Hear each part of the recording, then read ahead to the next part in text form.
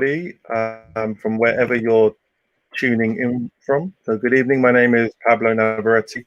On behalf of the Canary, and welcome you to this evening's event. We're delighted to have a fantastic panel of speakers talking about the Assange case after today's incredible decision to not approve extradition by a UK judge, to not approve extradition to the US.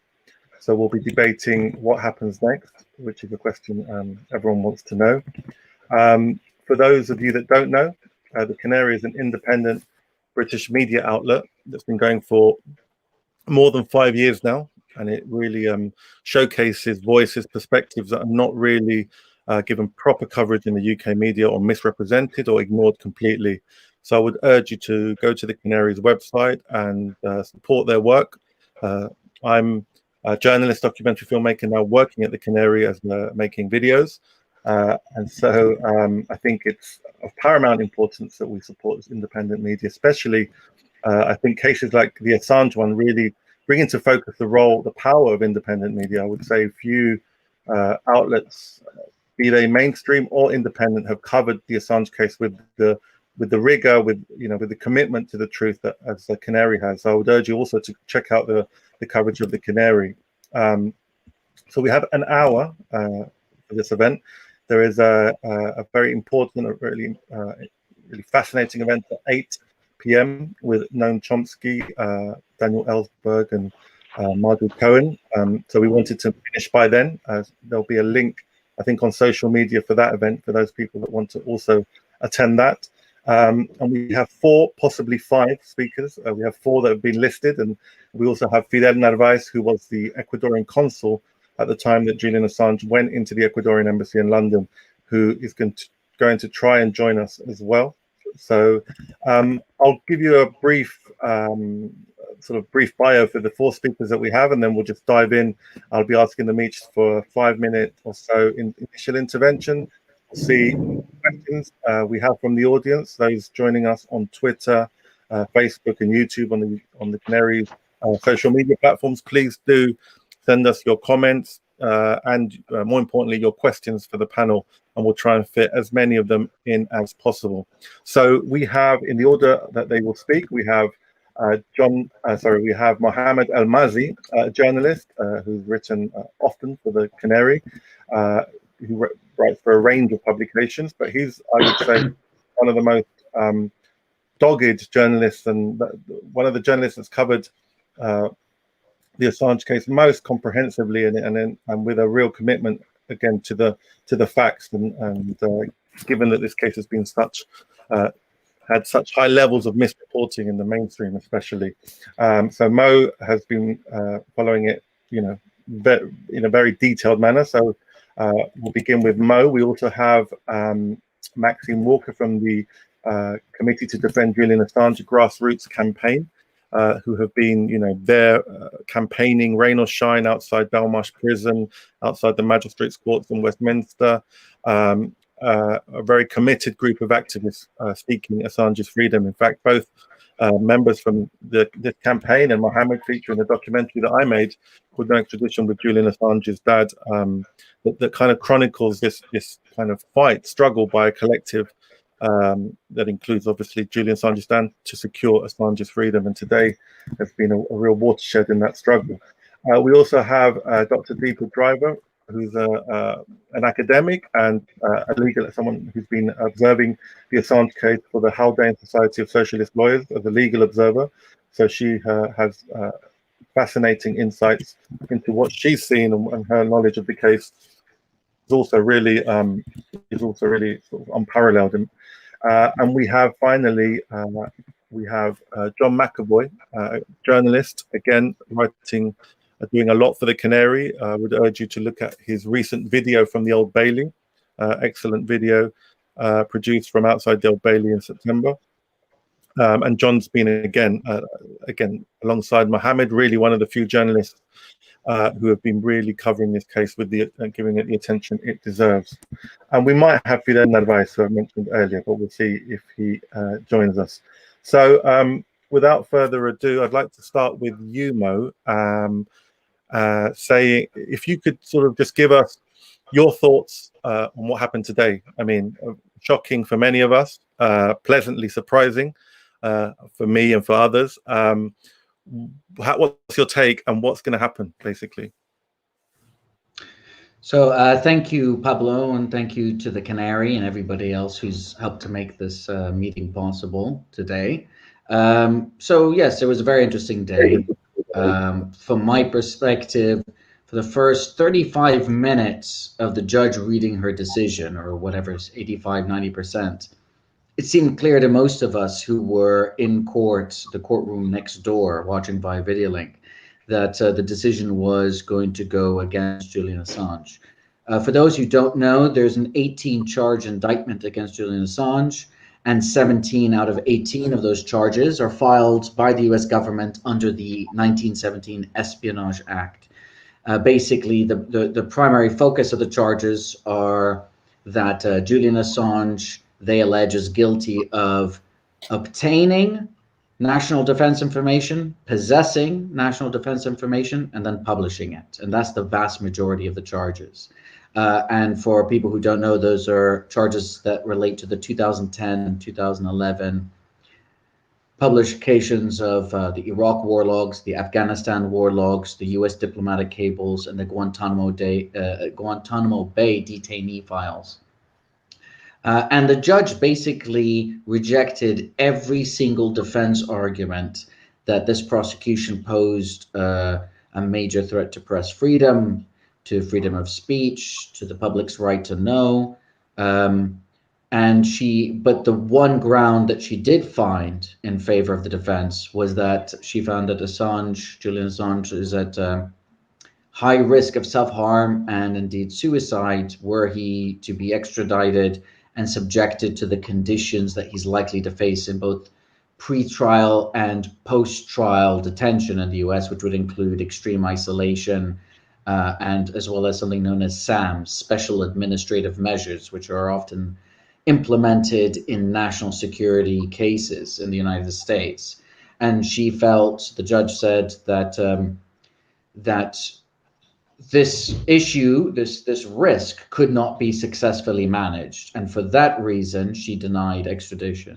But that still opens the door for this sort of Damocles hanging over the heads of investigative journalists and others who would seek to engage in the kind of truth-telling that Julian Assange and WikiLeaks have engaged in, which have revealed all manner of war crimes and other criminality and malfeasance perpetrated, in the case of these documents that are the subject of the indictment, perpetrated by US forces and US-backed forces, primarily in Iraq, Afghanistan, and US-occupied Cuba in Guantanamo Bay. So that's sort of a summary, I suppose. Oh, that's great. Maxine, tell us a bit about how did you come to be involved in the committee to defend Julian Assange? Tell us what you've experienced out there in the rain, in the sunshine, outside prisons, outside magistrates. What's your experience been, and how do you see today's ruling? Well, on today's ruling, on a human level, having fought so hard on this case and hearing that she had made this very narrow judgment, but nevertheless a victory of some as we go along, I actually was elated. I felt my knees wobble. I really couldn't believe it, because we had all gone there expecting something negative, entirely negative. I became involved with this case when Julian was summarily pulled out of the embassy, and I watched that on the television, and I knew, because I've been around a long time, I knew just how terrible the prospects for him were and how hard they would try to get him over to the USA. Both because they despise what he's done and hate him, but also as a warning against other people doing it. So that's how I got involved. it's been an incredibly difficult struggle. I mean, I have been involved in other struggles, and this one has had uniquely difficult aspects, primarily caused by the propaganda of the CIA and others, then repeated in the corporate media. And it has made it much harder for us, the activists, to build a struggle and build a movement. And just on a personal level, I was there outside the Old Bailey when the Guildford Four walked out free. They were 4 Irish prisoners who'd been framed by the British police, and they walked out free after 15 years they spent in prison in dire conditions. And that was a titanic struggle. And there were thousands of people outside that court, thousands of Irish building workers, thousands of other people. And I think the contrast is clear with, you know, the difficulties we've had building this campaign. But I pay tribute to the activists who've done this work, whether it's online or writing or being outside the prison, wherever it is. People have given up, you know, long periods of their own lives to do this fight because they know how important it is politically. I mean, certainly I know how important it is politically, because I don't think this is just about one man's freedom. I don't think it's just about press freedom. I think it is about the broader struggle to stop our rulers engaging in wars in poor and oppressed nations, and they continue to do this, and most of the population is unaware of what they're doing. Most of the population is unaware of what they're doing in, say, Yemen today, and I think it's about that as we move into times of greater turmoil and possibly even bigger wars looming on the horizon. So that was my motivation for getting involved. I would absolutely say we have to fight really hard now, because there is going to be an appeal by the USA, and you know, we have to make sure that this small victory on the road is turned into the final big victory, and we have to keep up the pressure on every possible front all the time to make sure that finally Julian gets some justice, and also fight for reparations for what happened to him when he is finally victorious. So those would be my first points. I would concur with his partner Stella saying, shout louder, lobby harder, keep at it. Very important, I think. And we need to study the judgment of Barrett's really clearly, because the narrow judgment on health grounds, though welcome, leaves the field open for the prosecution and extradition of other journalists and other truth tellers and other political people. That would be my main message today.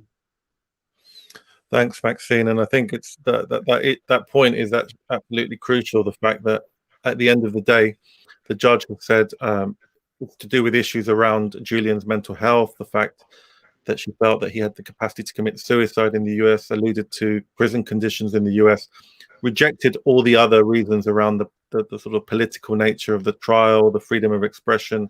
So it's really still a really chilling precedent that's been set for journalists. John, I mean, Maxine spoke about the propaganda. As a journalist reporting in independent media, being one of, I guess, dissenting, providing a dissenting narrative, if you want, to what the sort of mainstream corporate journalist narrative has been on the case. What have you seen? What has this taught you about the media? What was your experience of covering the case at the Old Bailey, watching proceedings on laptops? Tell us a little bit about that. Yeah, well, I mean, especially in September, for the months long of provided testimony to the court at the Old Bailey, it was quite shocking, the lack of media presence there whatsoever. The press room was rarely full. I mean, most of the time it was mostly empty. There was maybe 9 articles published in the Guardian throughout the entire month about the case. That was less than the Canary managed, and obviously we have a wildly smaller budget than they do. And I mean, if you wanted to learn anything about the case, because I went a little bit later than most, I arrived in the 3rd week. But if you wanted to learn about where it was proceeding, what was happening, it was very difficult to actually find any information from any of the mainstream media. Most of the reporting, I mean, a lot of it was coming from Mo at Sputnik. A lot of it was coming from Kevin Gostola, Shadowproof, and a number of other, Richard Madehurst, and all of these kind of independent journalists that were doing all of the legwork of turning up every day. As well as, I mean, if you look at the NGOs as well, Reporters Without Borders were the only one that actually stuck at it after roughly 40 NGOs and legal observers were denied access to the court on the very first day. Amnesty International and a number of other NGOs I mean, this should be their bread and butter. This should be their number one priority, really, those that are concerned with human rights, the freedom of speech, etc.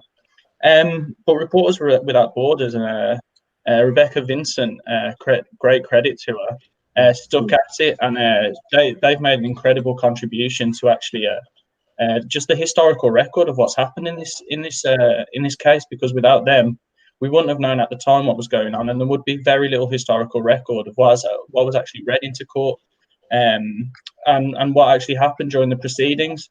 I mean, it must be said towards the last year or so, a lot of these organisations have come on side. The Guardian came on side. The New York Times came on side. Amnesty, I believe, eventually called Julian Assange a prisoner of conscience. But it took a very long time, and much of this change of fate came wildly too late. It came after Julian Assange was taken out of the Ecuadorian embassy in April 2019. It came basically at the point where Assange was very, very far away from actually being helped by a major media response.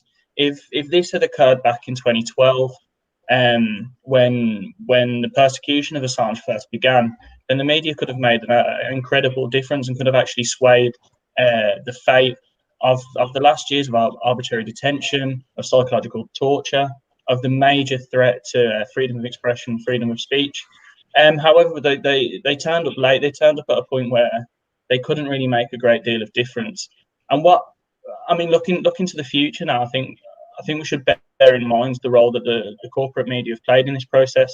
I mean, you could name a number of Guardian journalists: Susan Moore, Hadley Freeman, James Ball, Luke Harding, Dan Collins. I mean, you could go into the double digits on the amount of Guardian journalists alone, let alone the rest of the media, that slandered and made false and ridiculous accusations about Assange, which did absolutely nothing, of course, to help the case, but actually played right into the hands of the US State Department and Department of Justice, and made this much, much more difficult to fight. And I'm sure those activists like Maxine and say Emmy Butlin and all those the campaign to defend Julian Assange would agree that the corporate media were a total disaster when it came to this fight. So yeah. Thanks a lot. We're getting quite a lot of comments that I'm being shared with me. So I've got James Mealy on the issue of the Guardian. 2 comments. One, Tony Blair is still getting a regular platform at the Guardian, and he also says the Guardian led a smear campaign against Assange for years, none of them brave enough to explain the volte-face that occurred at the 12th hour. We have another comment. The judgment today from Amanda Gray Dingwall. The judgment today was lame. UK should stand up for honesty and integrity. I'm ashamed. We have another comment. Yes, from S. Wilson, that there's something very dodgy about the comments the judge made. Most of what she said ignored what Assange's team had very clearly proven. So we'll go into more comments and hopefully some of the questions that are coming in after Dr. Deepa Govindarajan. Hopefully I said that vaguely okay. A legal observer, Haldane, who's following the case very closely for a number of years. So Deepa, what are your thoughts about today and more generally? Hi, Pablo. Hi, everybody. Thank you very much for inviting me to speak. I'm speaking, of course, on although I am the legal observer for the Haldane Society in the Assange trial. At this moment, my report has not gone back to the Society to be approved. So on this occasion, I'm speaking in a personal capacity, and these are my personal views rather than the views of the Haldane in this instance, although the Haldane has made a statement in the past. I'm a bit worse for wear today because I started the day at 4:30 outside the Old Bailey queuing to go in. And I think today was symbolic of all the days we've been trying to observe this trial. We've been battling with the court to get legal observers and people like Reporters Without Borders, NGOs, into at least to have video link access to the court. And given that this is supposed to be given that this is a fantastically important trial on a number of different issues, or not the trial, but extradition hearing, it is unbelievable how much has consistently gone wrong in providing open justice, in ensuring due process, and in allowing just basic humanity to exist through the criminal justice system. And, you know, we were visited this morning at least 8 times, I recorded, by different pairs of police officers from the City of London Police. On all those occasions, we were told, despite us having an email from the court to confirm that we will not be given court access, but we have to queue for the public gallery in order for NGOs and legal observers to get access. Despite that, we were told, why don't you go home? Why do you think the judge is not giving you access? Well, good question. Let's find out. But also things like we would be arrested because we were not dispersing. And this was at a time when there were only maybe a handful of us there because it was so early and so dark. And there was, you know, it's just this intimidation outside the court that has characterized access to the court, and also intimidation through the entrance to the court process, which was thankfully slightly less evident today.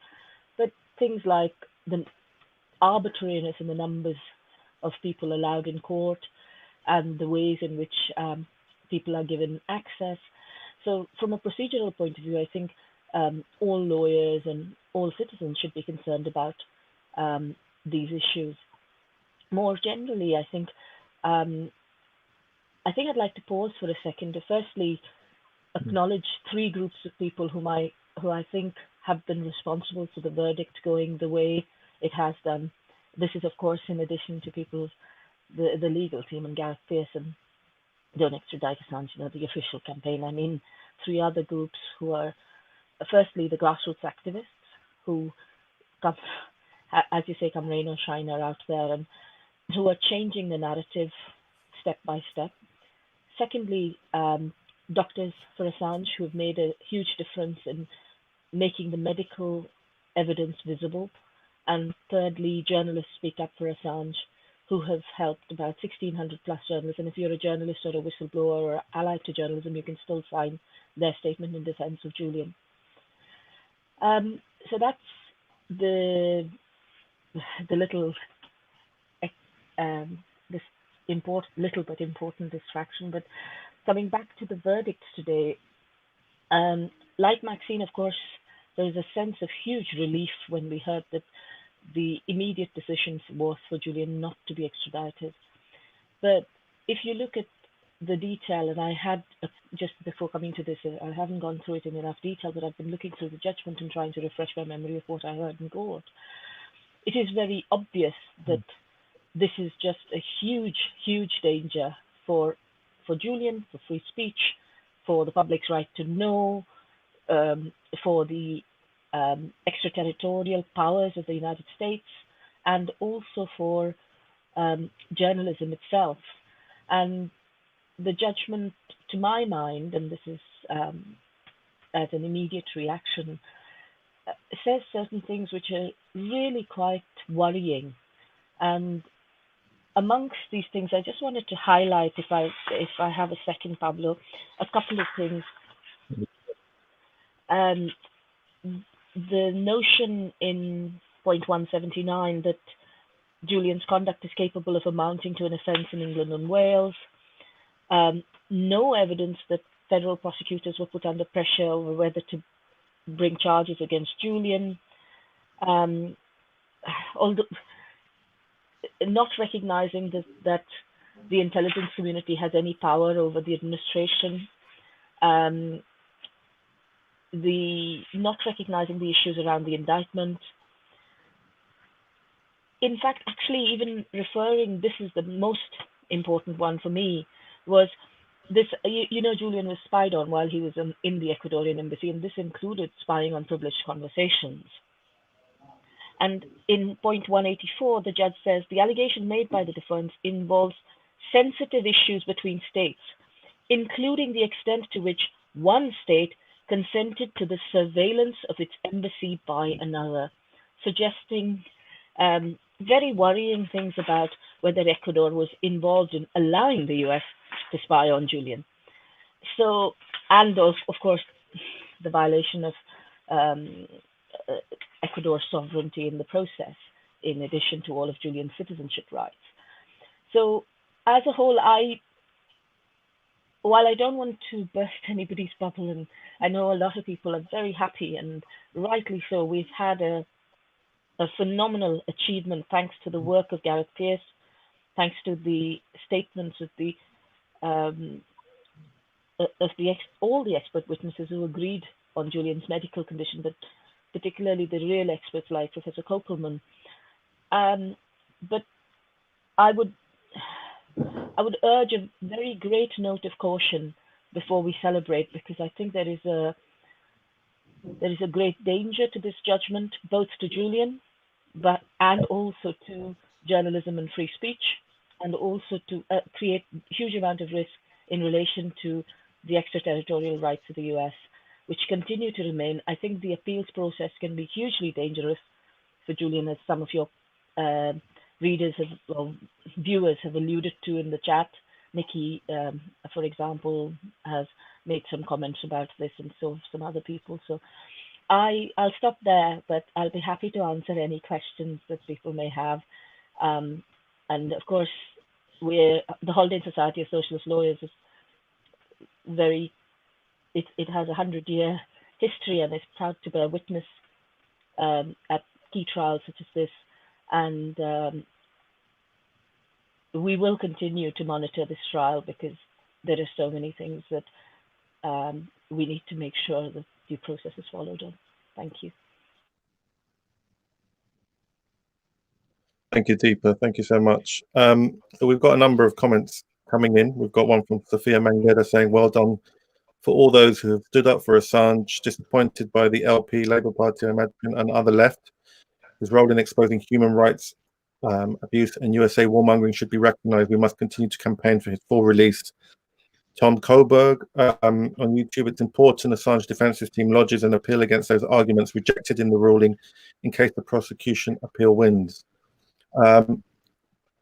Now, before I'll continue looking for questions that are coming in, but before I do, Mo, I mean, Deepa was talking about the sort of the quite shocking tactics of intimidation that she's been subjected to, that others have been subjected to as observers around the court, the general public. But when one looks closely, and here I'm thinking of specifically the work of, for example, Declassified, the website that began sort of quite recently, 2019, I think, that looks at the British security state, and some of the articles around the abuses of due process, the links between the judge, the various judges presiding over these cases, with the kind of certain basically spy figures in the British spy community, conservative figures. So I think British justice has been on trial as well. And whilst many, I think, were surprised by this ruling, how do you, someone that has a kind of background in law, how do you evaluate what you've seen of the British justice system with regards to the Assange case? Has it been is justice blind, as they like to claim, or how do you see that?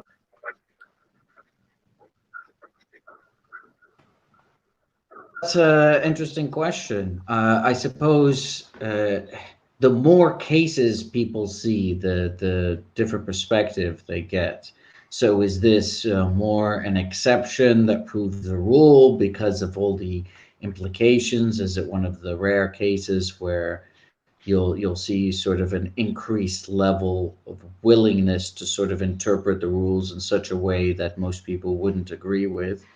I think the more cases that I've been exposed to, including when I used to work in the law, is the more I could see that actually there are many fields of law where people, where there's an overwhelming disparity between the side of the state and the side of the defendant, things which a disparity which has got exacerbated greatly over the last 10 years of austerity, where legal aid has been largely torn to shreds.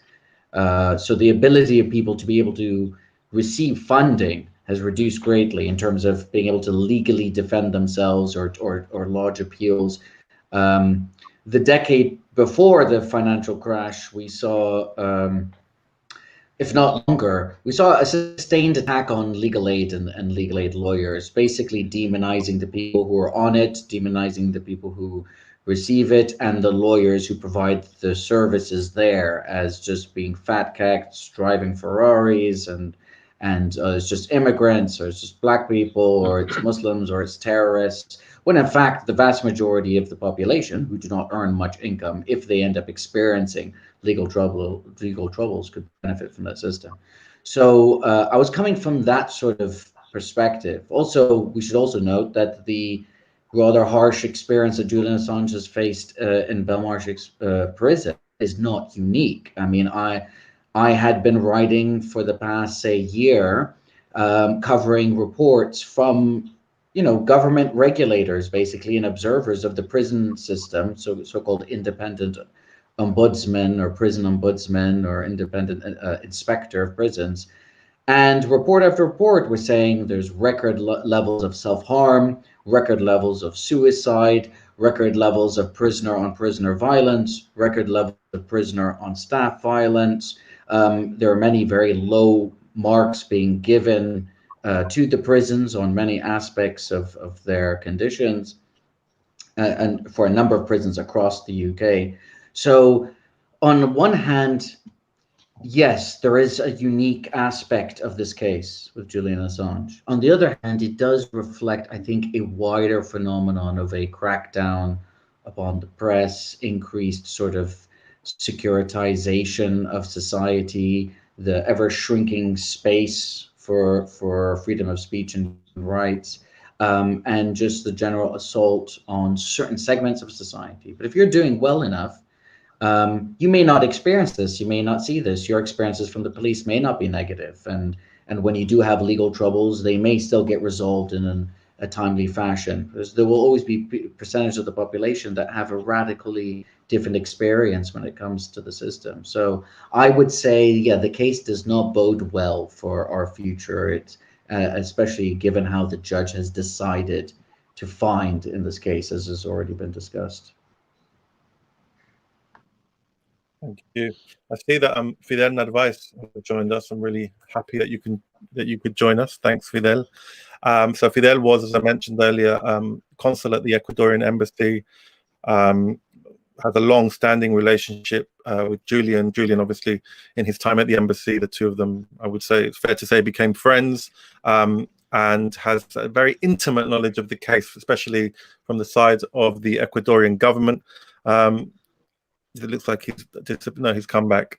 So Fidel, welcome, and I assume you also had a very long day, but please tell us your thoughts. How are you feeling about today's verdict? What do you see as taking place? Perhaps you could also tell us a little bit about the case taking place in Spain with UC Global, the company that was found to be spying on Julian Assange on behalf of the Ecuadorian government, but handing over information to the US government. So welcome, and tell us your thoughts.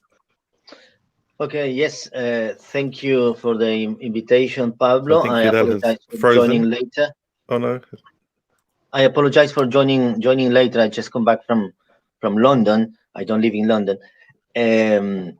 Yes, I was privileged enough to be in court today, together with Deepa, who holds a place for me. Only 4 people from the public were allowed.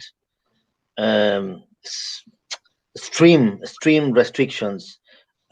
We understand that there's a pandemic, but the restrictions for Julian's trial were well before the pandemic as well. So when the judge started reading her statement, we were totally convinced that she's going to allow the extradition, because it looked like she was reading the prosecutor's statements. Allow the extradition. It was awful. Basically, from all the points made by the defense, the only point that she really had at the very end was the health risk for Julian if extradited. She basically upheld all the prosecutor's points, which is very, very worrying, because we are hopefully saving Julian's life, Julian's future. We are saving the journalist, the activist, the freedom fighter. But journalism as such and freedom of expression as such remains in huge danger, because what she said in court is criminalization of journalistic activities. Not being for the health condition, he would be extradited. So that's very, very worrying. I was quite upset when the judge mentioned the surveillance in the embassy, which is proven. There's a huge case in Madrid taking place, which basically has proof that the UC Global company was spying on Julian, spying on his visitors, spying on his legal team, and I think it's proven as well that they were spying for the United States. So the point being, he could not have a fair trial in the US. She was basically saying that maybe the spying was justified because Julian Assange, according to CNN publications and according to President Moreno declarations, Julian Assange was misbehaving and was interfering in other countries' affairs, and that's why he got spied and he got expelled from the embassy. That's very worrying as well, because a publication from a dodgy outlet and a declaration from a corrupt politician cannot be taken as facts, but a judge who has to judge based on facts and evidence. So that's something that upset me very, very much today. This is a victory, of course, it's a victory, but we need to take this victory with caution, because as I said, we might be saving Julian, and that's something to celebrate. But the precedent has been set up in his case. I mean, he might not spend the rest of his life in prison. That's very good. But 10 years of persecution has caused him irreversible damage. That is something that the United Nations experts have assessed. The persecution, the defamation, the destroying of his reputation.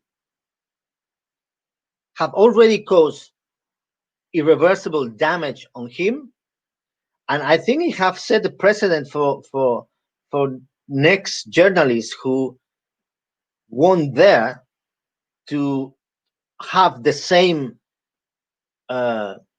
persecution on them if they publish same things as Julian and WikiLeaks did.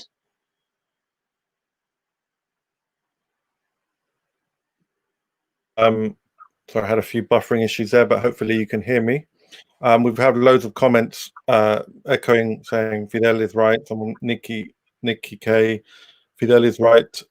Let's be cautious. I have a question here actually for Maxine, going back to the Guardian.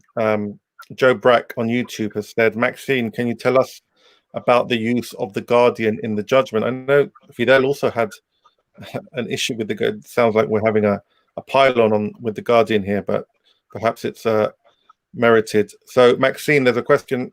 Can you tell us about the use of the Guardian in the judgment? So Maxine. Yeah. Yes, we've had 2 pickets of the Guardian recently, over recent months, because of their coverage spanning 10 years really of lies, slander, deceit of various kinds, reputation trashing. And we have to remember that the Guardian was one of the partners in releasing these leaks, and that various of the journalists on the Guardian have made very big reputations for themselves and a lot of money from their books, such as Luke Harding and David Lee. And it was in that book and in a further article that they told 2 very, very damaging lies, which Baretza looks at in the judgment. And she also quotes CNN and I think the New York Times about the issue of redaction. It was incredibly damaging that the book that Harding and Lee published, the Guardian book, contained the password to the encrypted cables and made those available, whereas Julian was absolutely pernickety, according to the journalists he worked with who testified in court, about redacting names of anybody who might be harmed by the leaks, any individuals. So the Guardian has spread a further lie that Paul Manafort, Trump's campaign manager, visited Julian in the embassy 3 times. And we know this is not the case. Everybody has denied it. There's absolutely no evidence for it. But it was very damaging, again, to his reputation, because it made it sound as though he was in some way connected with Trump. And that damaged him both in America and here. So I think we went there and we challenged them, and we challenged them by name, individual journalists, as well as the Guardian as a whole. And I know people were pleased a couple of weeks ago when the Guardian, for the first time, published a decent editorial. You might say very much too little, very much too late, actually. I think they've behaved disgracefully.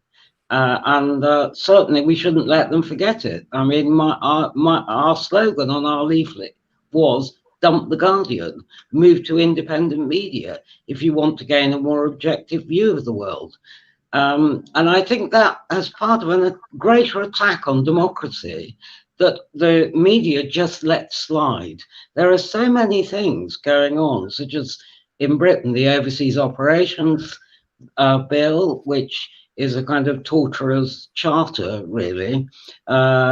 We've got many attacks of that sort on democracy going on. We found out that we've been putting in lots of freedom of information requests. If they're sensitive, and I'm sure all the Assange requests come under that heading, they go to a special cabinet committee. So the Freedom of Information Act is virtually useless. And I think also, if there was ever a time to campaign against the Extradition Act, the one-sided Extradition Act with the USA, it would have mass popular support because of the case of Harry Dunn. as well as cases like this. So I think there's lots of democratic rights we need to fight for, or we're going to lose them. It's not just press freedom.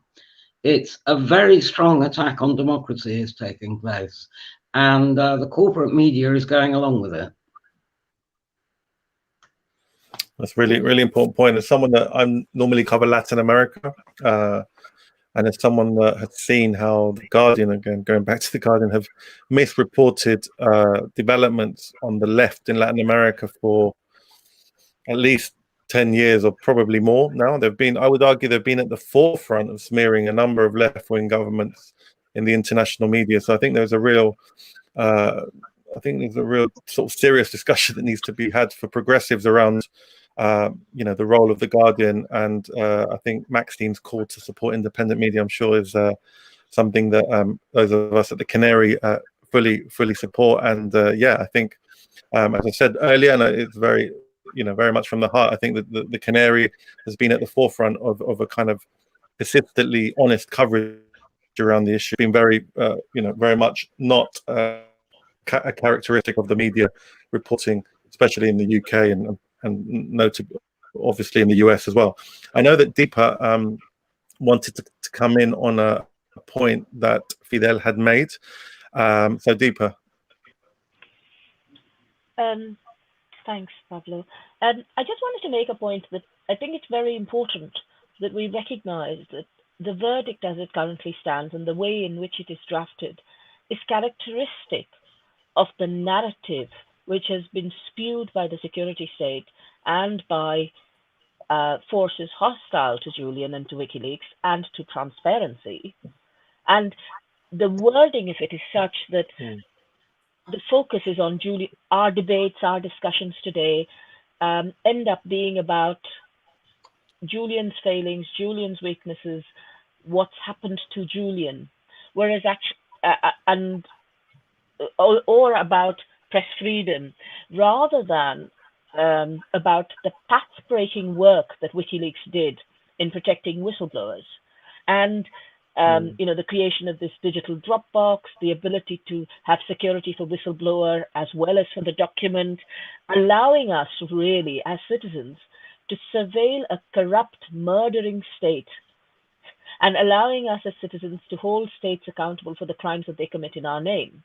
And I think I would urge supporters and I would urge journalists and others to talk about this, because this is really important. And in the hullabaloo of this case and in the that focus may be lost. And that's really important, because for once, individuals and people coming together, ordinary people, have triumphed over and brought to light, and this is very important. It was said by several witnesses through the case, including by John Sloboda, who was talking from Iraq body count. They didn't know the real number of deaths in Iraq until WikiLeaks' releases showed them it was at least 40,000 more than the deaths that had been reported. Andy Worthington talked about Guantanamo and the torture there, the detainee torture, and how that was not visible. Same in the case of Mohamed Elmaazi, a German citizen who was sodomized and tortured by the CIA in a case of mistaken identity, where they, then rendered him to a CIA black site and continued to torture him even after they knew this was mistaken identity.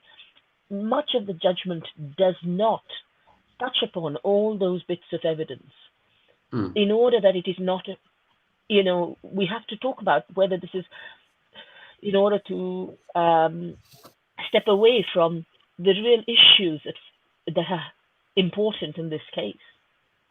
And we need to talk about those issues and keeping them in the public eye, because that's what's allowed grassroots activists and journalists to put the pressure to get to the verdict today, minor victory though it is so far. So I hope that was just a small interjection on the basis of what Fidel said.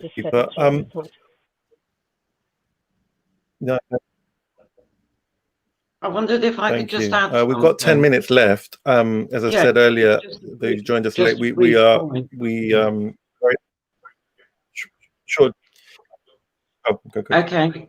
I just wanted to say we should remember that the 2003 Extradition Act is Tony Blair's legacy to this country, Tony Blair, who is pontificating currently about vaccinations and other COVID-related matters, as though he's a respectable person. He is a war criminal.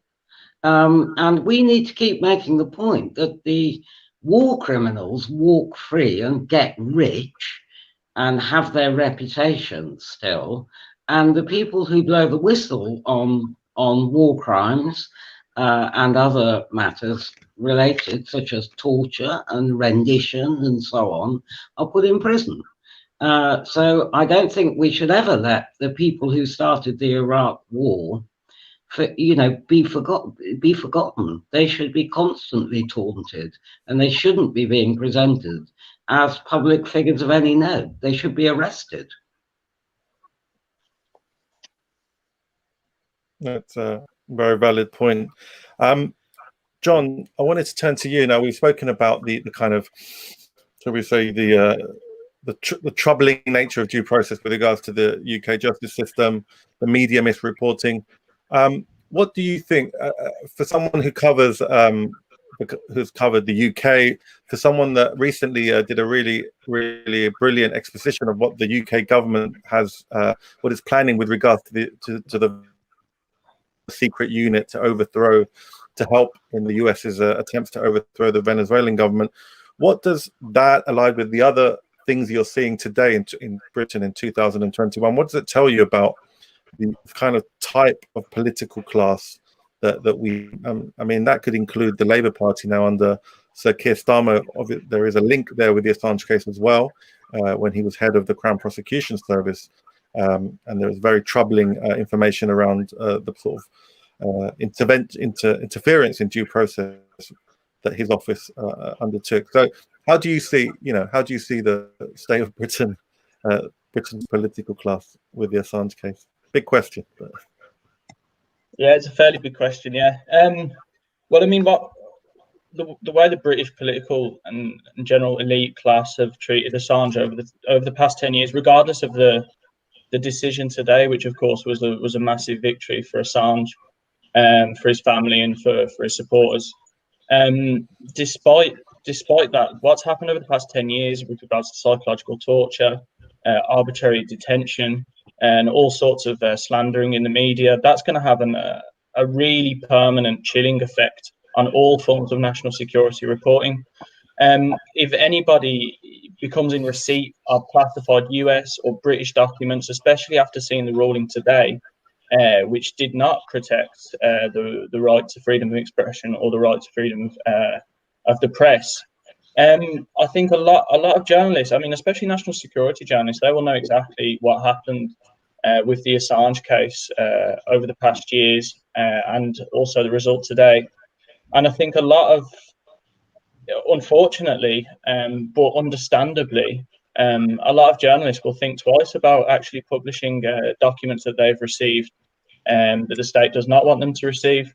And I think that's one of the most important takeaways from what's happened with the Assange case. I mean, we've won this battle today, but we are still very much losing the war. Yeah,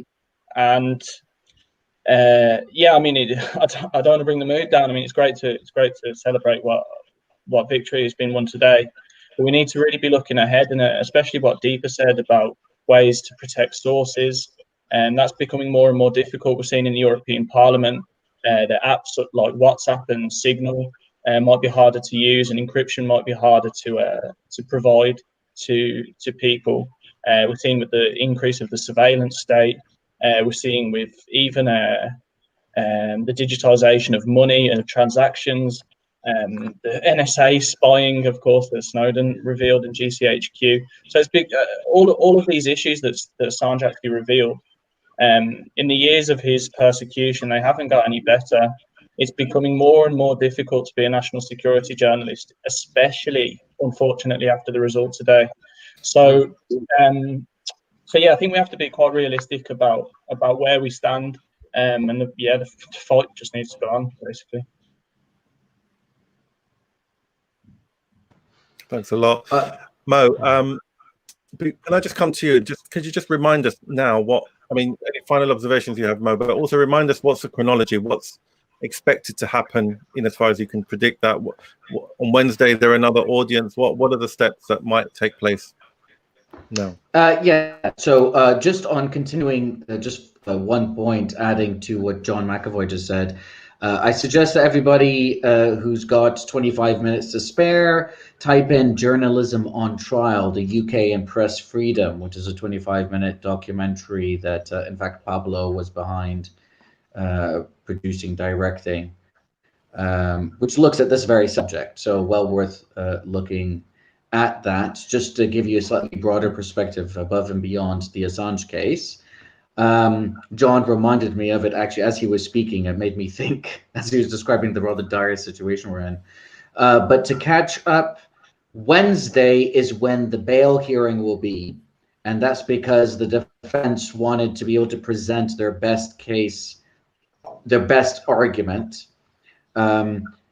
You have a limited number. You can't keep applying for bail like every other day. It's not one of those things that if you try and then you don't succeed, you can keep doing it. So when you do it, you want to have as much weight in your favor as possible. So on Wednesday morning at Westminster Magistrates Court, we'll be hearing arguments from the defense, and then the prosecution have already made clear they oppose bail because they're appealing the case. I think that for the first time since the extradition proceedings began, the likelihood of Julian Assange being able to get bail, including from this judge who's been generally pretty hostile to him since day one, has increased dramatically, because now she said he should be discharged, and especially if she thinks that the case, the prosecution's chances of succeeding at appeal are weak, then that could aid the defense in that case.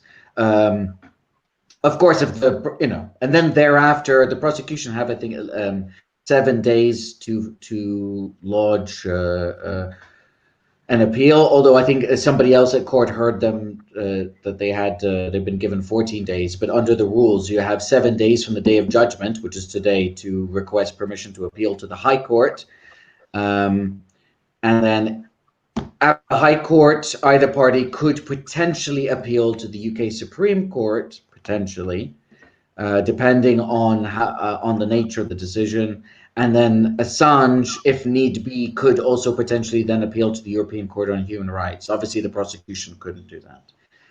But where we are currently is just about bail, to see whether or not Julian Assange will, for the first time in more than 7 years, be able to go to a proper home and remain there, at least while the proceedings come to a close. Thanks a lot, Mo. So the prospect of Julian Assange on Wednesday being able to leave the court and go back to his wife and 2 kids is a real possibility then. We said we finish at 8, but I'd like to just bring in at the end Fidel for your last observations, any final comments that you'd want to say, and then finally Deepa. So Fidel. Thank you, Pablo. What are you hopeful? Yeah. Well, basically, I think it will be outrageous if he is not allowed to defend himself in freedom. So the very fact that he has spent 20 months in a max security prison without serving any sentence, without being charged with anything, and now that he has won his case, he will remain in prison? I will find it inconceivable, absolutely inconceivable. So I'm hopeful that he will be granted bail, although today it was very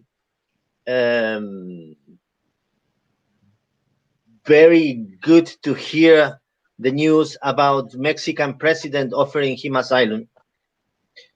However, one of the reasons why he wasn't granted bail before is because Julian is considered a high risk, flight risk, escaping person, that they are afraid of him seeking refuge in another embassy. So I don't know how helpful it is now that Mexico is prepared to protect Julian, and I'm convinced that Julian still needs protection despite winning all this extradition fight. However, I wanted to just add something to the Guardian regarding the Guardian publication was mentioned here, because now we have more information about it. We have more evidence coming out from the case that's being litigated in Madrid about the espionage. Now we have evidence that the Guardian journalist requested very much the information about the local visitors in the embassy. They had access to UC Global. They have sources in UC Global. And those sources deny any visit of Manafort. They deny it. They deny it by written. We have access to the emails between the Guardian journalists and UC Global sources. Basically, the sources saying, no, he was not there. There are not any evidence of him visiting. I managed to speak to one of the whistleblowers when I visited Madrid last month. And he told me that he met in person the Guardian journalists, and they looked together into the database, and he showed the Guardian journalists that Manafort was not in the database, and they still went ahead and published that story. So it's unbelievable, absolutely unbelievable, because it's not a matter of lack of journalistic rigor. It could happen that the journalist is misled by an unreliable source. In this case, the sources were very clear. Manafort never visited the embassy. So, yeah, one day we will know exactly what happened with the Guardian journalists.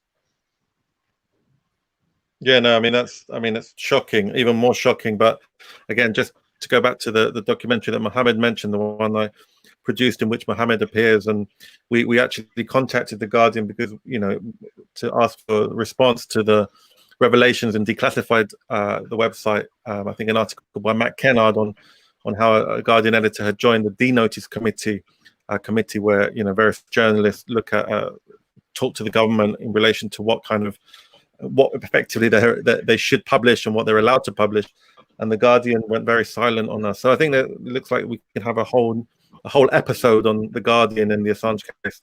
Certainly, they seem to have a lot of questions to answer. So to finish, could we ask Deepa for some final thoughts? And yeah, so we'll go to Deepa before finishing.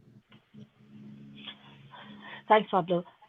Firstly, again, one more shout out first to Chris Williamson, who was the MP who first got this thing discussed in Parliament, and also to the other MPs, including those who more recently have chosen to, cross-party MPs who've chosen to speak to Julian and to push his case not just here, but also in Germany and in other parts of the world where they're taking a stance. Secondly, to Craig Murray, and I'd urge all viewers, please, to show Craig a huge amount of solidarity, because despite the fact that his contempt of court hearings are starting this month and his trial is on, he has devoted his last few months and longer to Julian. So I think that's a huge important thing. The other thing was to pick up something in addition to this, these things about the narrative that I'd like to, the distorted narratives that everybody has talked about. One of the things when people talk about the suicide risk that Julian is subject to, what they don't talk about is the fact that what the US, Ecuador, Sweden, Australia, Britain have been doing for years is the psychological equivalent of stamping on Julian's head again and again and again. to then say he has a mental health condition is a complete and utter disrespect to both mental health issues and to psychological torture that Professor Niels Melzer and the UN and the arbitrary detention that he has highlighted and the torture that he has highlighted. And I would urge people to remind ordinary people that this is that it is very important that Britain respects international law, and Britain has certain duties under international law, including responding to Professor Niels Melzer's concerns about torture in the case of Julian Assange, which have been independently verified by 2 medical experts. So Britain's shameful role in this is something that really needs re-examining, and I'd like to encourage people to keep focused on getting the messages out about the case, and to whether you're an activist or otherwise, whether you're a lawyer who's interested in this, to educate yourself. This is a case which is like 10 different cases merged into one over 10 years. And it's so hard to keep on top of, and it's hard to understand. So that's it. Thank you. Thanks a lot, Deepa. And we've got slightly over, so I'm going to just say thank you so much to all of you, Maxine, Deepa, John, Mo, and Fidel, for your contributions. These events are going to be archived on YouTube, Facebook, and Twitter. So thank you to those who joined us. Thank you for the comments, a lot of them. Sorry I couldn't get through, and the questions that have come in. But please do share the video to your contacts. I think the content of this event is kind of like an education for the public that's been so misinformed around the case. And I think the more of these videos that are shared, I think we do need a real education as to what has taken place with Assange, and as we all hope, I think that today's verdict will signal the beginning of the end of the nightmare that Julian Assange has lived. And people speak about the precedent that would have been set had he been extradited. I think, as has been made clear today, the precedent that has already been set by the torture, effectively, that he's been subjected to all these years by the UK, by the US, and others, is already a very chilling precedent that will need pushing back from a range of constituencies, journalists, lawyers. So thanks for joining us, and we hope to see you at a future Canary live event. So thanks. Thanks. Bye. Yeah.